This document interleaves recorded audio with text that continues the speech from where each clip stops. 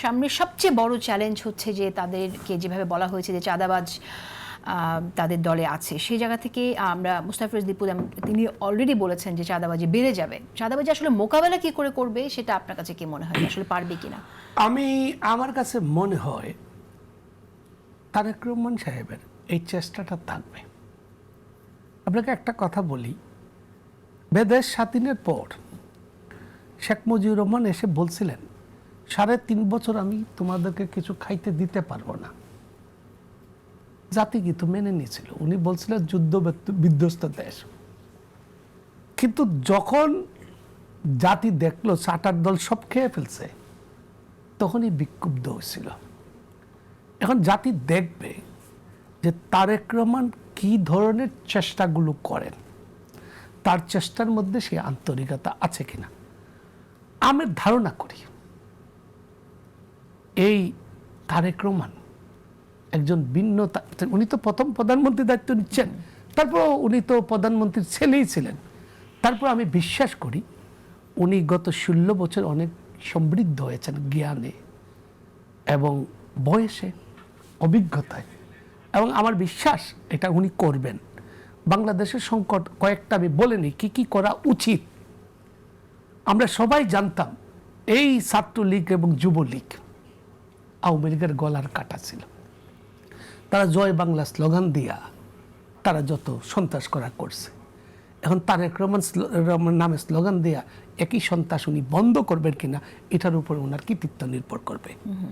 জয়নাল হাজারীর জায়গায় আরেক হাজারি আসছিলেন ফেনীতে আওয়ামী লীগের।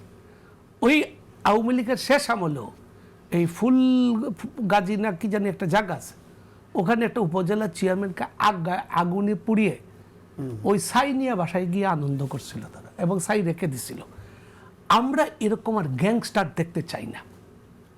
আমরা এই দুর্নীতি আর দেখতে চাই না। তারেক রহমান যেন আহ্বান করেন যে দুদক যেন তার তিনি ক্ষমতা গ্রহণ করার পরে কোনো দুর্নীতি করেন কিনা এটাও যেন তদন্ত করে।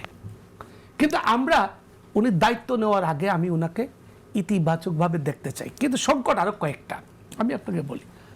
আওয়ামী লীগ প্রশ্নটা, আওয়ামী লীগ কি দেশে আওয়ামী লীগ প্রশ্নটি সুরাহা করা হলো না, তারা কি নিষিদ্ধ থাকবে? দেখেন ডক্টর ইউনূস কিন্তু আওয়ামী লীগ নিষিদ্ধ করতে চান নাই।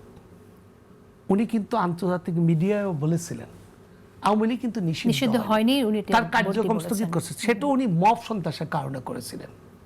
কিন্তু আপনাকে একই সঙ্গে খেয়াল করতে হবে বাংলাদেশ দেশ স্বাধীনের পর দীর্ঘকাল জামাত ইসলামী কিন্তু রাজনীতি করার অধিকার পায় নাই। কেন? ওরা কুখ্যাত ছিল 71-এর কারণে। ঠিক তেমনি ভাবে গণ অভ্যুত্থানের পর আওয়ামী লীগ আইসা নির্বাচন করবে, এটাও শহীদের সঙ্গে বেইমানি হয়। কিন্তু আওয়ামী লীগের শত শত কর্মী আছে, নিরাপরাধ কর্মী, এখানে নিরাপদ কর্মী আছে, ঠিক আছে। কিন্তু আমি একটু ছোট করে একটা কথা বলি, সেটা হচ্ছে যে আপনার ফ্যাসিজম তো শুধুমাত্র প্রধানমন্ত্রী তার দলবল সহ যারা ক্যাবিনেট আছে তাদেরকে সহ করে না, প্রতিষ্ঠানের দায়িত্বে যারা তাদের সহ করে না। ফ্যাসিজম যে কোনো জায়গায় বিশ্বে যখনই কায়েম হয়েছে সেটার জন্য বুদ্ধিজীবীদেরও এবং যারা সংবাদ গণমাধ্যমে যারা কাজ করে তারাও মত উৎপাদন করতে থাকে তাদের সপক্ষে, সেভাবেও তারা কাজ করে। আপনার কাছে কি মনে হয়? আমরা তো চাই যে যারা আসলে নিরাপরাধ তারা আসুক, কিন্তু এই যে যারা ফ্যাসিজম কায়েমের জন্য যে কাজগুলো করে গেছেন তাদের সংস্কার, আমরা জুলাই সনদের সংস্কারের কথা বলছি, তাদের সংস্কারটা কিভাবে হবে? আমি কঠিন প্রশ্ন, মৌলিক প্রশ্ন, আমি এটা এই ছোট আকারে বলার পরিবেশ নেই। আমি এটাকে শেষ করি। আমি ওনারা দুইজনই ব্যাপারে অভিজ্ঞ আছেন, আমার সিনিয়র, তারা বলবেন। প্রথম হচ্ছে আওয়ামী লীগ, এই যে বিএনপি মহাসচিব যে কথাটা উঠলো যে অনেক জায়গায় আওয়ামী লীগ কার্যালয় খুলছে, এবং ঘটনাটা খেয়াল করেন বাংলাদেশে একটা উগ্র ডানপন্থার উত্থান ঘটে গেল। আপনি একটু সময় দিয়ে আমাকে দুই মিনিট নেই, একটু ওনাদের কাছে চেয়ে নেই। উগ্র ডানপন্থার উত্থান ঘটার কারণে বিএনপি, এই যে কিছু লোক আমার নিজের দেখা যারা আওয়ামী লীগকে সমর্থন করে বা আওয়ামী লীগ করে না, তারা কিন্তু আমি দামি নির্বাচনে ভোট দিতে যায় না, কিন্তু এইবার ভোট দিতে গেছে উগ্র ডান, বিএনপির জন্য না, উগ্র ডানপন্থার উত্থান ঠেকানোর জন্য। আপনি বাংলাদেশের মানচিত্রটা খেয়াল করেন, বিএনপি কোথায় বিজয়ী লাভ করছে? সংখ্যালঘু এলাকায়, পাহাড়ে, হিন্দু, বুদ্ধ, খ্রিস্টান, ওই জায়গায়। আধ্যাত্মিক নগরী চট্টগ্রাম, সিলেট। তার মানে বিএনপিকে আধুনিক ধর্মপ্রাণ মুসলমান, হিন্দু, বুদ্ধ, খ্রিস্টান, পাহাড় সমতল সকলের ভোট পেয়েছে। যে এখন এই সুযোগে আওয়ামী লীগ কিছু কিছু জায়গায় সাইনবোর্ড লাগাচ্ছে। বিএনপির মহাসচিব কিন্তু দ্য হিন্দুতে সাক্ষাৎকার দিয়ে বলেছেন, এই আজকেই অনলাইনে আপনি দেখবেন ওনারা কিন্তু শেখ হাসিনাকে ফেরত চেয়েছেন।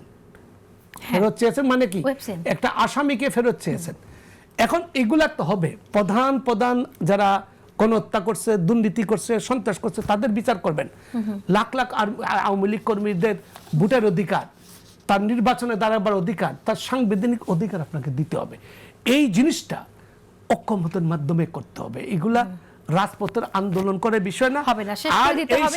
শেষ কথা, এই যে সাংবিধানিক ইস্যু নিয়ে যে সংকট হচ্ছে, এটা যদি তারা সমাধান করতে না পারে তাহলে সুপ্রিম কোর্টের রেফারেন্স পাঠাবে এবং সবাই গিয়া তাদের বক্তব্য ওখানে দিবে, সুপ্রিম কোর্ট ঠিক করে দেবে। বর্তমানে এই সুপ্রিম কোর্টের অ্যাপিলেট ডিভিশনের প্রতি কিন্তু সকলের আস্থা আছে।